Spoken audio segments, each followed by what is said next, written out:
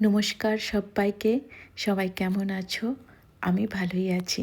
আজকের ভিডিওটা তাদের জন্য যারা একটু হেলদি থাকতে, হেলদি খেতে, হেলদিভাবে নিজের জীবনটা কাটাতে পছন্দ করে তাদের জন্য। আচ্ছা, তোমরা কি কোনো রেজলিউশন করো? যেমন প্রতিটা বছরে কি প্রতিটা মাসে কি নিজের বার্থডেটা কীভাবে কাটাবো, এরপর থেকে কি কি ভালো জিনিস করব।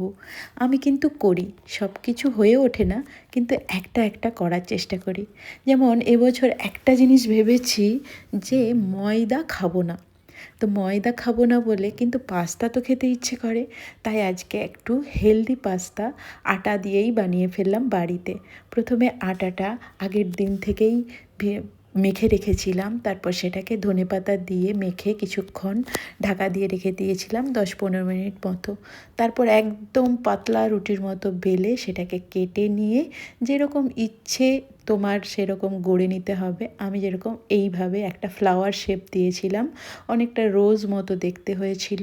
তারপর এগুলোকে জলে তেল এবং নুন দিয়ে ভালো করে সেদ্ধ করে নিয়ে জল ঝরিয়ে নিয়েছি।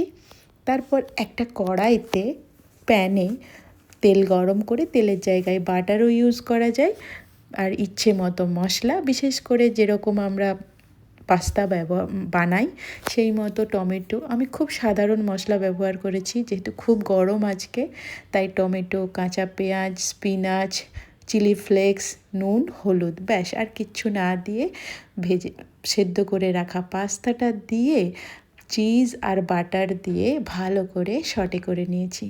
খেতে কিন্তু বেশ ভালো হয়েছিল।